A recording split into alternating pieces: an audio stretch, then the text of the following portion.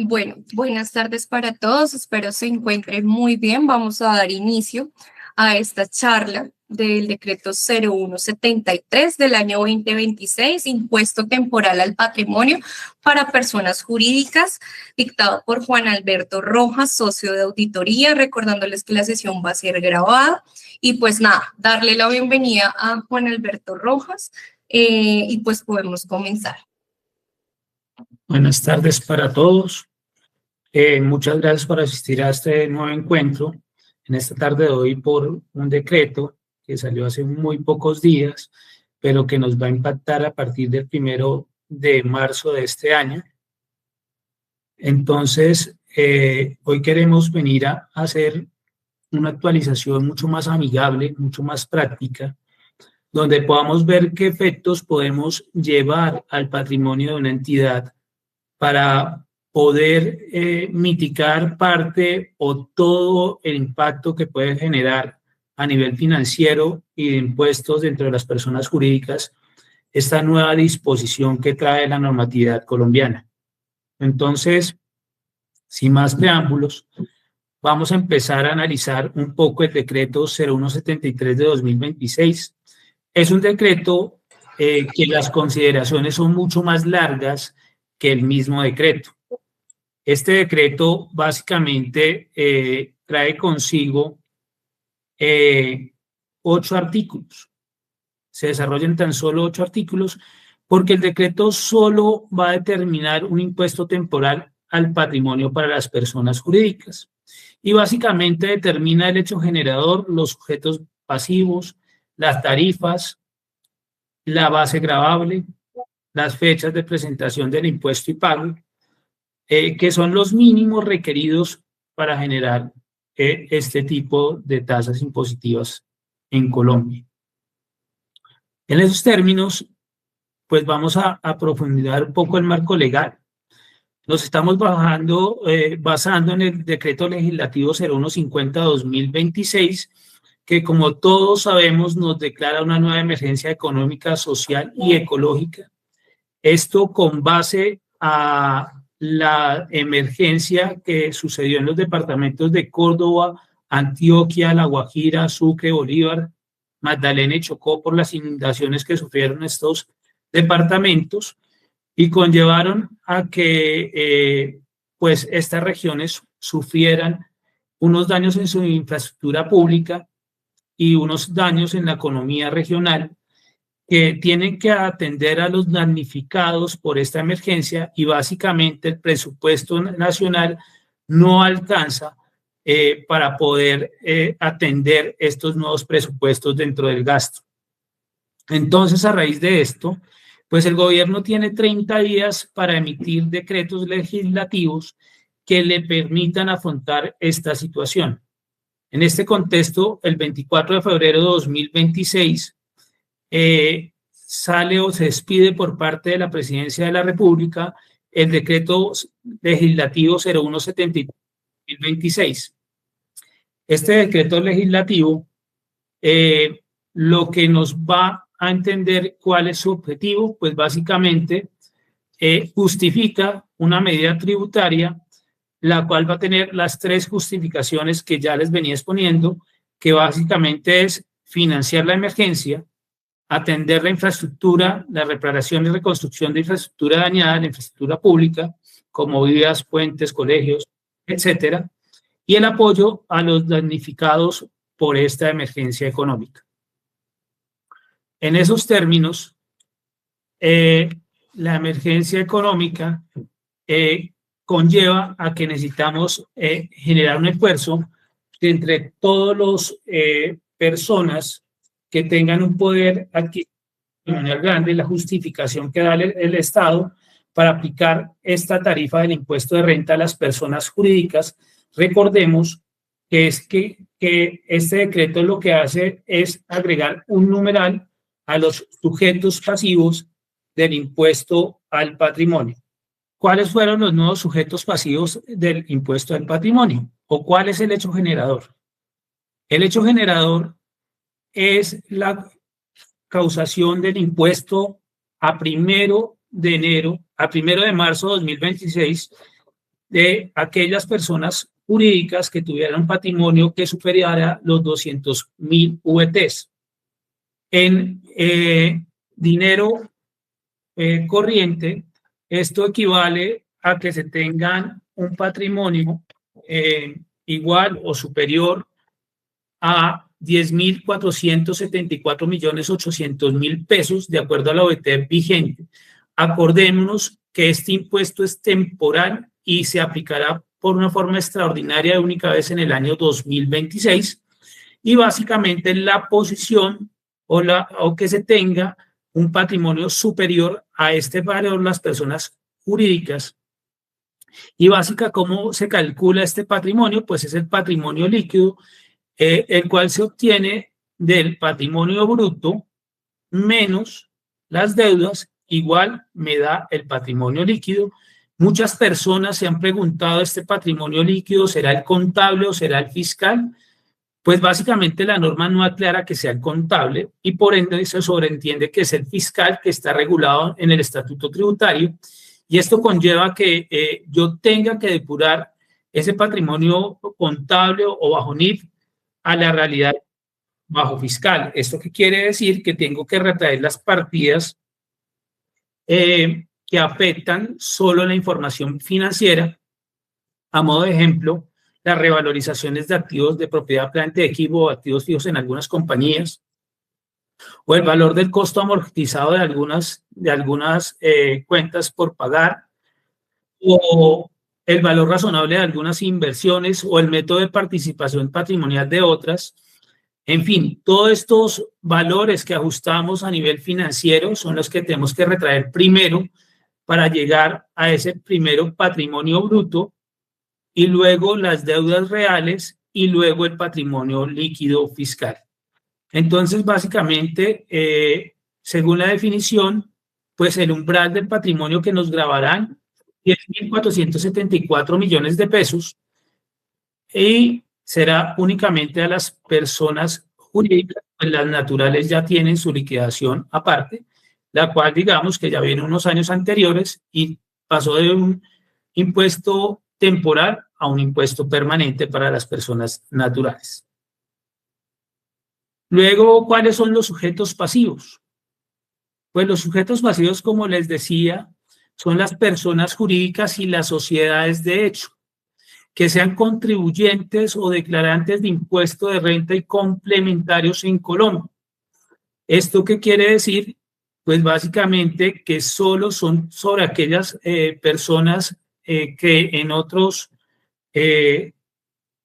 posiciones fiscales llamarían morales, no físicas, y básicamente, como dijimos, que tengan un patrimonio igual o superior a 200.000 VTs, a los 10.000 millones de pesos que ya habíamos hablado, que sean de orden nacional o territorial en Colombia. Básicamente vamos a grabar solo las que tengan esa posición patrimonial en Colombia.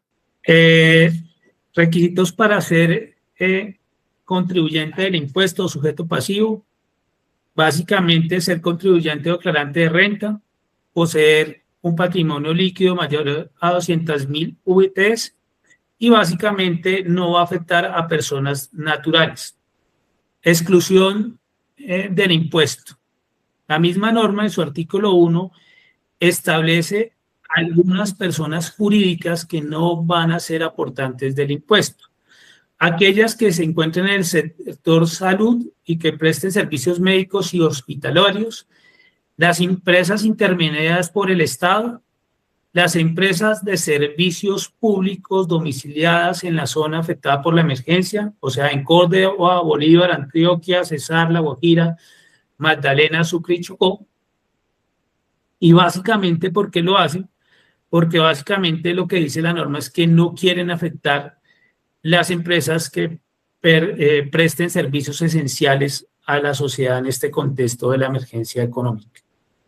La base gravable, pues como ya les venía diciendo, la base gravable son los activos totales o patrimonio bruto menos los pasivos totales vigentes, igual patrimonio líquido. ¿Qué son activos totales? Pues básicamente el efectivo, las inversiones, la cartera, los inventarios, los activos fijos, los activos diferidos, derechos y otros activos, en fin.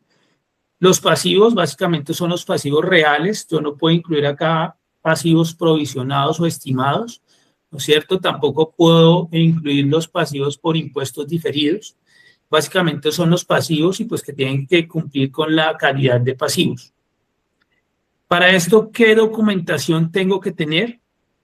Unos estados financieros proyectados, unos auxiliares de los libros contables, los soportes de los pasivos que tenga y las conciliaciones no solo de las cuentas bancarias, sino todas las cuentas inicialmente bajo normatividad financiera para poderla así depurar y llevarla a la normatividad fiscal.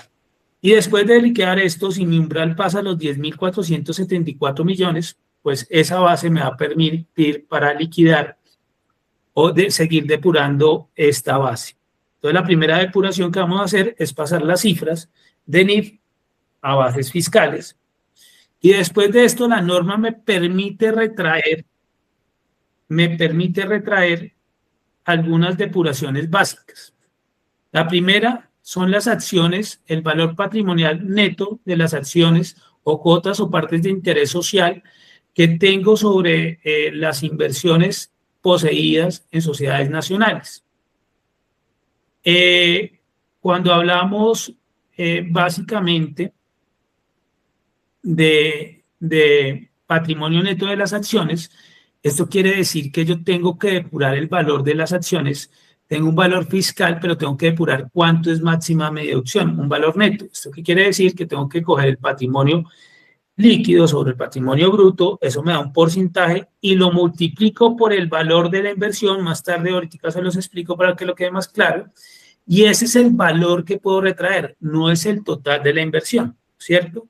Me permite traer también, ese es el valor total de los activos fijos, inmuebles destinados al control y mejoramiento del medio ambiente para empresas públicas del sector del acueducto y alcantarillado, las reservas técnicas del FOGAFIN y el FOGACOP y los aportes realizados por entidades del régimen especial o al régimen especial.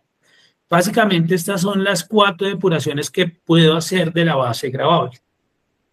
Las tarifas, acá es donde una parte,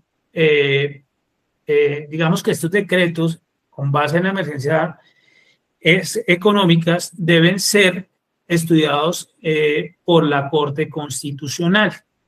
En este estudio, la Corte tiene que evaluar su constitucionalidad. Este decreto tiene una particularidad que tiene 2 tarifas, una tarifa especial y una tarifa general, y esto puede ser base de estudio por la equidad tributaria que tienen que tener los impuestos. Aunque el gobierno establece que esta tarifa especial se la da a estos sectores debido a su aporte real que hacen sobre el tributo de acuerdo a sus ganancias, ¿sí? Dice que es la más baja en los sectores, pues realmente estos son los sectores que más ha golpeado al gobierno nacional en los últimos 4 años y son sectores que realmente contribuyen en una forma amplia a recaudo de impuestos en Colombia, que se ha venido disminuyendo también por las políticas económicas del gobierno, puesto que las políticas han llevado a que la economía minera, el sector minero de la extracción, se vea afectado por las políticas de extracción que ha aplicado el gobierno nacional y efectivamente se ha disminuido el recaudo, pero también porque se ha disminuido el ingreso y la utilidad de estas compañías.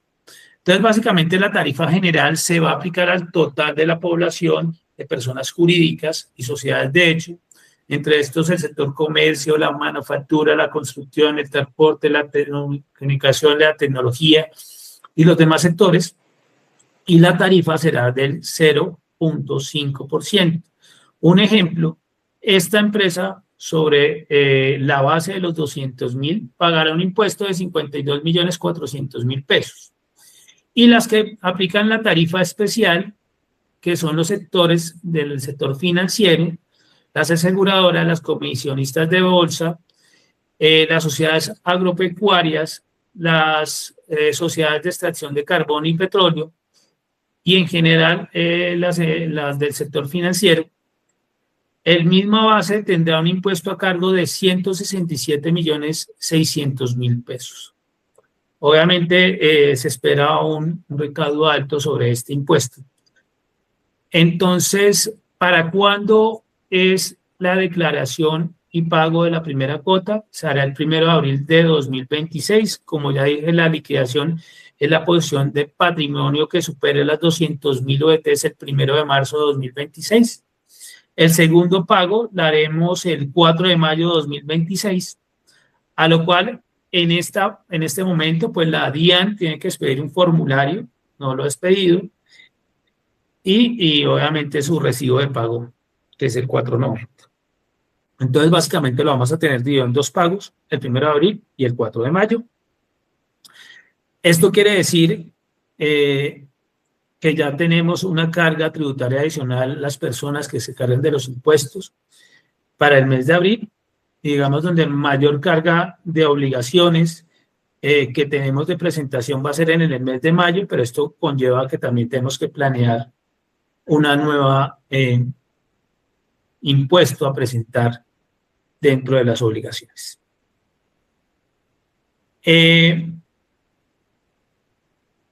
Básicamente, la misma norma me da unos principios de reglas de inexactitud y reglas antielusión.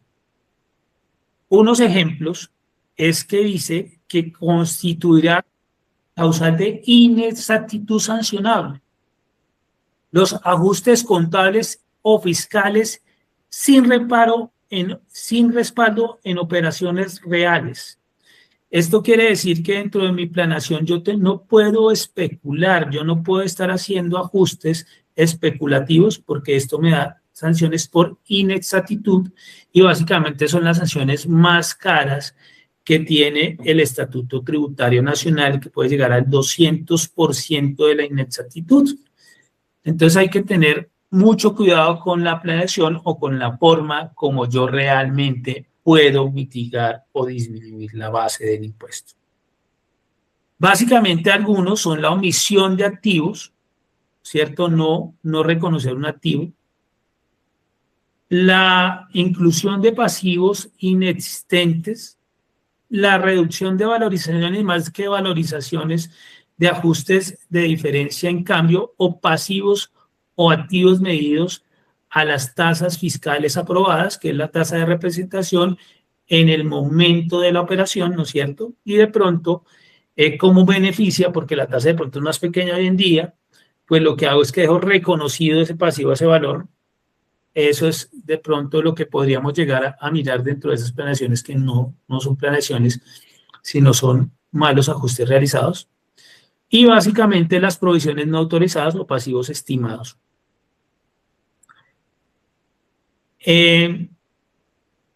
Básicamente hay otra regla ante elusión que son las escisiones patrimoniales. ¿Qué son las escisiones patrimoniales? Digamos que en términos generales, para no hacerlo tan técnico, es dividir el patrimonio de una sociedad en varias sociedades. Como sabe el mismo gobierno que es parte de pronto de una planeación fiscal agresiva que uno podría llegar a hacer, basado en el artículo 319, donde también le indica que cuando uno hace un aporte en especie o hace una decisión, una reorganización empresarial, esto le permite que no quede grabado en cabeza de los accionistas ni de la sociedad, siempre y cuando se cumplan unas reglas básicas del juego, donde el accionista reciba acciones de esa nueva sociedad y la empresa reconozca esos activos que le dan al mismo valor fiscal que tenía el accionista antes de dárselo a esta nueva sociedad o dentro del proceso de reorganización empresarial. Entonces, como está esta norma, ellos saben que no tiene, que si se hace muy bien y se hace todos los pasos que tengan, no va a tener una carga efectiva, queda una medida ante elusión por escisiones.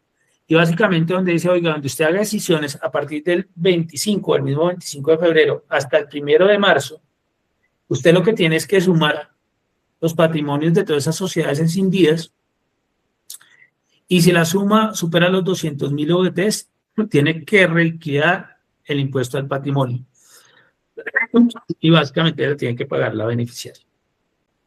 Entonces, básicamente, digamos que esto no le permite esa planeación fiscal agresiva a la sociedad de dividir su patrimonio. Además de, digamos, las conductas normales, que son sanciones económicas, la evasión de este impuesto puede llegar a tener implicaciones penales, ¿cierto? Como ya sabemos que también sucede con el IVA o la retención en la fuente cuando no se cancela. Entonces, yo traigo acá, voy a quitar esta presentación, un ejemplo matemático, ¿cierto? De cómo afecta y cómo yo depuro básicamente una declaración de renta.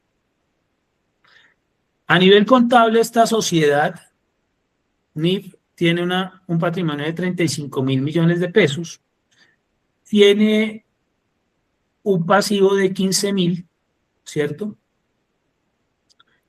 Y tiene un patrimonio líquido neto de 19.755 millones de pesos. Muy juiciosamente, el departamento contable hace una proyección, una depuración de un estado financiero especial y hace las depuraciones de las partidas financieras. En este caso, le quita una valorización que tenía a valor razonable de mercado unas acciones, un impuesto, otros métodos de valorización de acciones del método de participación patrimonial, quita unas valorizaciones que le había puesto a unos activos biológicos y quita el impuesto diferido. Acá también elimina las provisiones contables y elimina el pasivo por impuesto diferido.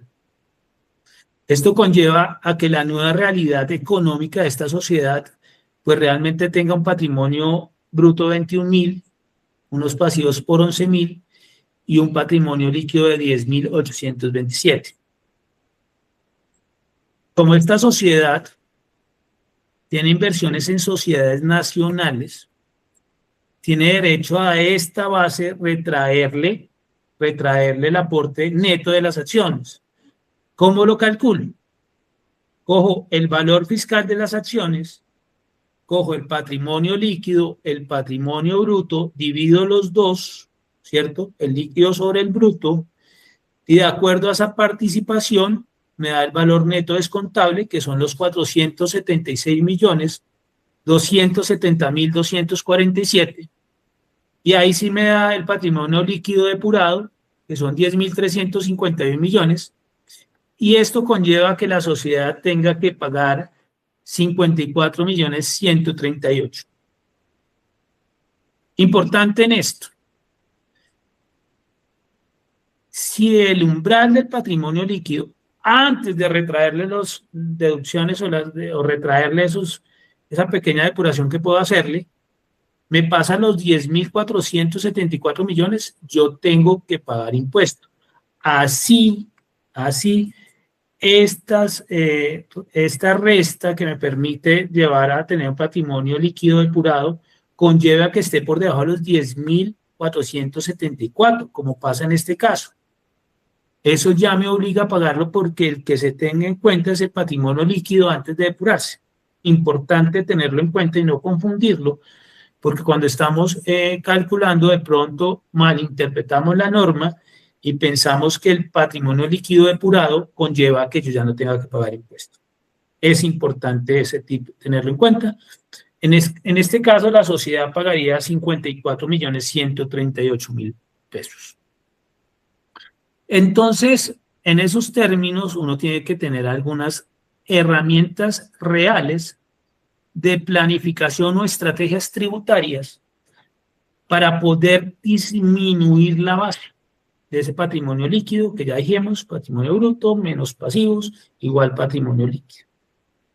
Entonces, acá yo le traigo 5 o 6 estrategias generales que podría cualquier compañía poder implementar dentro de la estrategia tributaria. Y esto es parte, y por eso queda en YouTube, porque es parte de la consulta que pueden hacer ustedes para entender qué podemos hacer de aquí a ese 1 de abril. Lo primero es un reintegro de prima en colocación de acciones, Básicamente para aquellas sociedades que no sean vigiladas, previa a una evaluación jurídica y el impacto patrimonial en la sociedad, pueden hacer una devolución de la prima. ¿No es cierto? Esa prima que pagaron los accionistas, esto conlleva que pasa de la prima a una cuenta por pagar y conlleva que el patrimonio líquido disminuya porque aumenta el pasivo. Esto es para algunas empresas muy, muy puntuales y que realmente tenga un impacto tributario importante. ¿En tu computador? ¿Tenemos algún ruido ahí? No, no tengo ningún ruido. ¿Tiene el micrófono activado? De pronto alguien tiene el micrófono activado.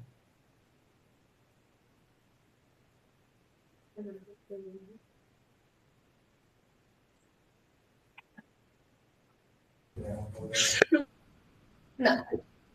Voy acá a presentar desde la laptop. Ya funciona. Ok. Entonces, como les decía, reintegro de primas sin colocación de acciones. Esto conlleva que yo muevo el patrimonio y genera un pasivo, y este pasivo, pues, por ende, me va a disminuir el patrimonio líquido. La otra es decretar dividendos, para lo cual se debe realizar una asamblea ordinaria o extraordinaria, según corresponda, y decretar la distribución de dividendos en calidad de exigibles para pago o cuenta por pagar, ¿cierto? Esto se tiene que hacer con fecha antes del 1 de marzo. Esto es una medida que podrían tomar las sociedades, hacer una reunión extraordinaria o la misma ordinaria que puede darse entre mañana o hoy, dependiendo de las condiciones de cada compañía, y decretar dividendos. Esto conlleva que me disminuye el patrimonio, me aumenta el pasivo y por ende el patrimonio líquido me va a disminuir. Esto es a nivel patrimonial. ¿Por qué es importante evaluarlo? Porque de todas maneras, si yo voy a decretar dividendos en marzo, ese decreto de dividendos en marzo le genera la misma carga impositiva al accionista y no me ayuda para la planeación fiscal de la entidad o de la persona jurídica. Y eso impacta sobre las utilidades del año porque tenemos que estar pagando impuesto al patrimonio por lo que ya vimos en las diapositivas anteriores. Otro que ya es un tema que debe ser real, ¿no es cierto? Y que va a basarse sobre las normas del estatuto tributario, pero que también tiene que aplicar normas NIF o políticas NIF, ¿cierto? Uno es el deterioro o castigo de cartera. Se debe evaluar a 28 de febrero, ¿cierto? Si tengo cuentas por cobrar que puedan tener un efecto de deterioro o un castigo de carrera que sean incobrables de cartera y que tengan corte 28 de febrero. Esto con base en qué artículos, en los artículos 145 y 146. En el 145 lo que me dice es que tengo derecho a la deducción de un valor razonable del deterioro o castigo de cartera, ¿no es cierto? El cual está enmarcado del deterioro individual o general de cartera, o sea, el 33% que me puede valer la norma fiscal. En el decreto único reglamentario está esta norma, que me permite el 33% de aquella cartera que supera los 365 días, que es la individual, o la general, que me establece, de acuerdo a unas fechas de vencimiento, unos porcentajes. Yo tengo que evaluar cuál de las dos puedo utilizar. O la deducción por deudas manifiestamente perdidas o sin valor, son aquellas deudas que tengo o cartera por recuperar que básicamente se vuelve incobrable por condiciones reales y legales, y conlleva que me permite la norma llevarla el 100% como costo de deducción, y eso me lleva a que baje esas cuentas por cobrar y por ende me baje el activo de la entidad. El otro es una revisión de los inventarios, toma física de inventarios, para poder dar de baja por obsolescencia o pérdida conforme a lo que me permite el artículo 64 del Estatuto Tributario, el cual me indica que yo puedo tomar como gasto deducible las pérdidas por obsolescencia cumpliendo unos previstos que están en la norma, pero que yo podría llegar a tomar ese inventario físico para también disminuir ese tipo de activos. Cuentas por cobrar con vinculados económicos. Esto hay que hacer una planeación integral cuando yo tengo vinculados económicos, yo tengo que hacer una planeación integral entre la matriz y sus vinculadas, ¿cierto? Si la matriz tiene deudas o las vinculadas tienen deudas hacia la matriz, o sea, la matriz tiene una cuenta por cobrarle a sus vinculadas, la matriz tiene que evaluar si es viable la capitalización o si tiene planes de capitalización de esas cuentas. Y obviamente toca evaluar el impacto que tenga sobre la subsidiaria o sobre su vinculada económica, porque hay que hacer esa planeación para saber cuál es el impacto en impuesto a patrimonio en una o en la otra, porque si yo hago la capitalización, eso que hace antes del 28, obviamente, antes del primero, esto conlleva a que yo tenga acciones o participaciones en sociedades nacionales que me permiten retraer una parte o depende de cómo esté la contabilidad, la realidad económica de esa sociedad, casi el 100% de la inversión, mientras que los otros cuentas por pagar no me la permiten retraer, ¿no es cierto? Y si el vinculado económico en este caso no le está dando impuesto al patrimonio y yo tengo un margen de maniobra alto, pues yo tengo que evaluar si esa cuenta con el vinculado económico puedo capitalizarla y disminuir el impacto. Un análisis de los anticipos. Verificar la cuenta de los anticipos e indicar o mirar si efectivamente recibí el servicio o me entregaron el bien, ¿cierto? El cual se puede reconocer como costo o gasto. Así la factura o documento equivalente llegue posterior, esto con base al artículo 771-2, donde me permite ese reconocimiento fiscal en el periodo real de vengado, así el documento o factura electrónica tenga una fecha posterior.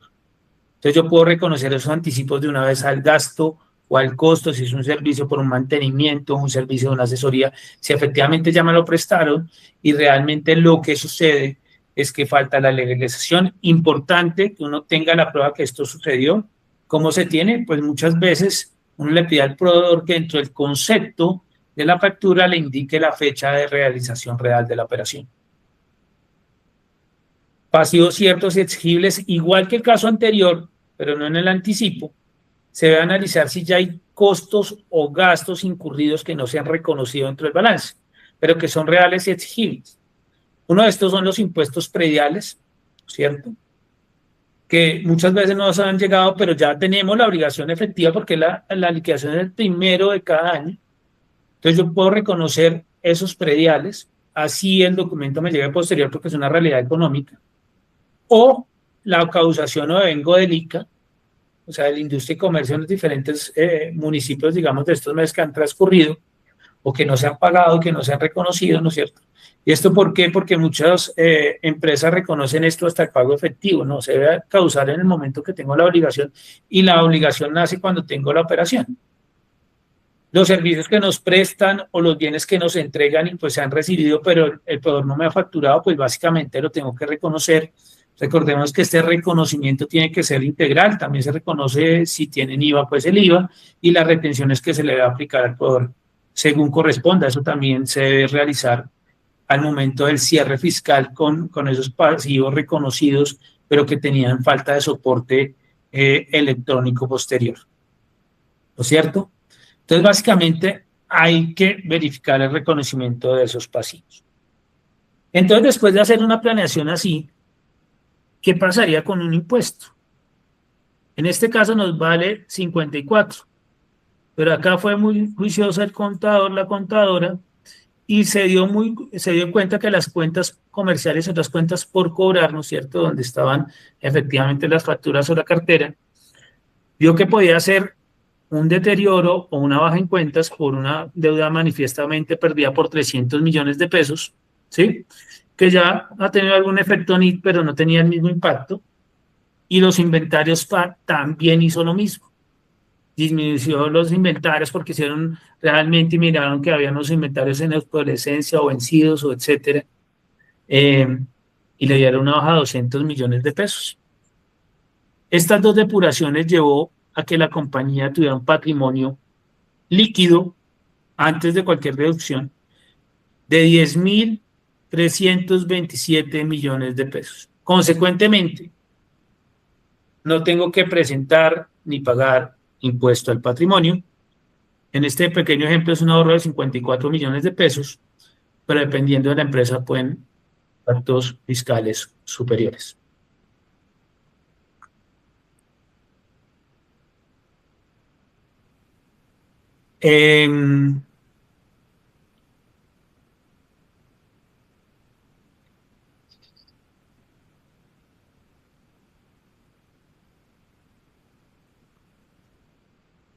Pues los puntos claves que quiero indicarles básicamente es un impuesto temporal, aplica solo para la vigencia 2026.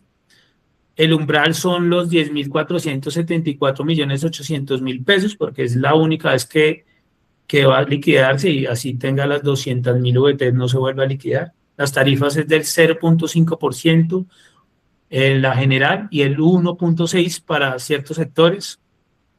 La fecha de declaración es el primero y pago el 1 de abril y el segunda cuota el 4 de mayo.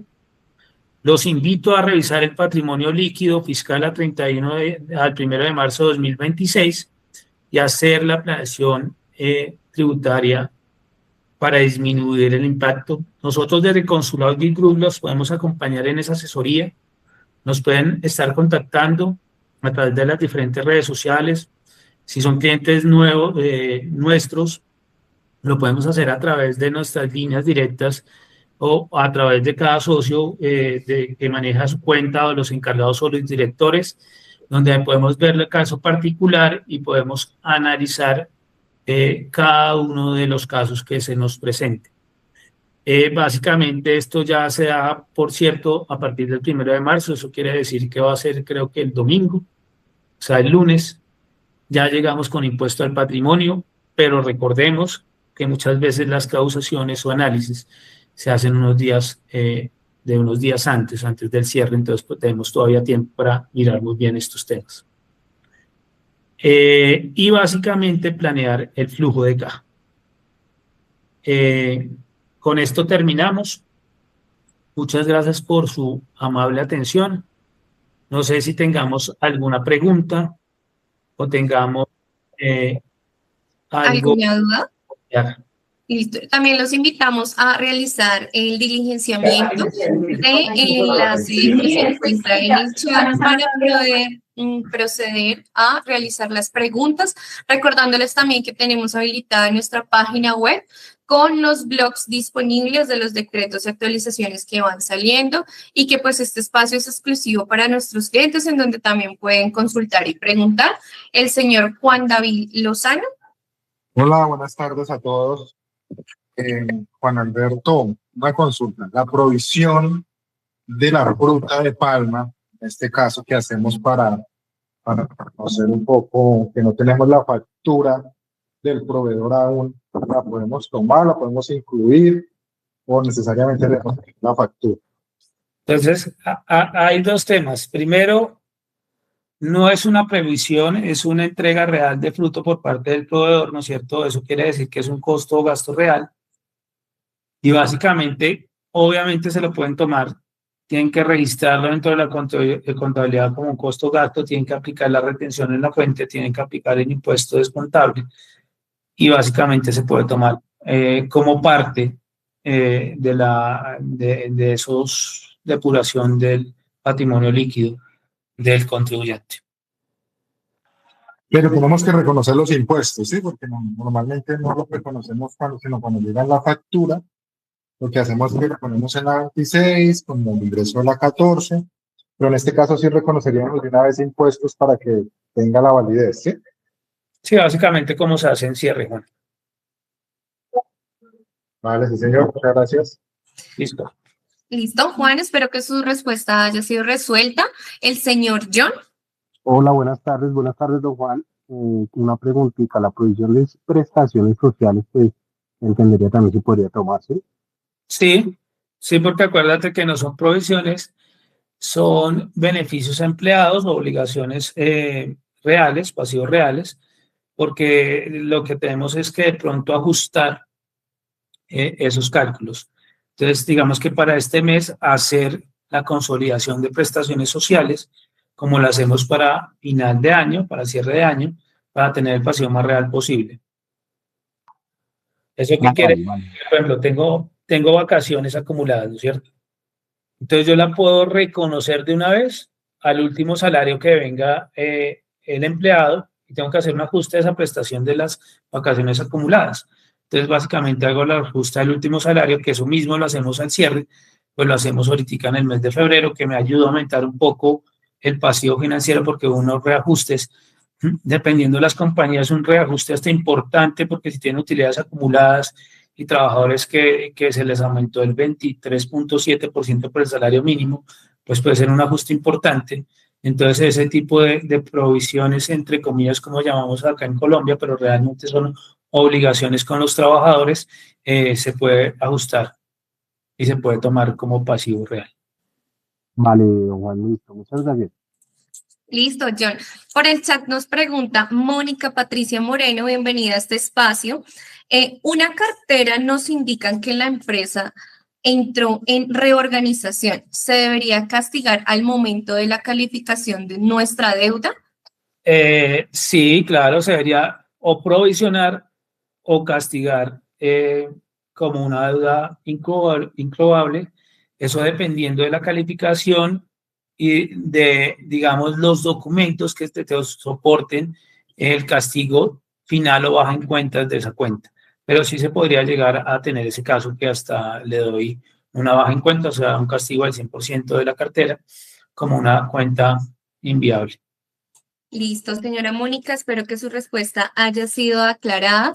Les recordamos que esta grabación va a ser subida a nuestro canal de YouTube, que cualquier duda o inquietud pueden contactarnos a través de nuestros canales de comunicación, redes sociales, página web o con nuestros socios y auditores encargados de cada una de las cuentas. Si son clientes que están apenas ingresando con nosotros, si tenemos propuesta comercial, conmigo cualquier duda, cualquier inquietud será aclarada a través de WhatsApp o teléfono, ¿listo? Que tengan un excelente día, agradecerles por el tiempo, el espacio, apenas sea subido a nuestro canal de YouTube a través de correo electrónico, será enviado pues para que ustedes lo puedan revisar en caso de que tengan alguna duda. Muchísimas gracias a todos por el espacio, que tengan un excelente día. Muchísimas gracias. Gracias, gracias. Chao, chao.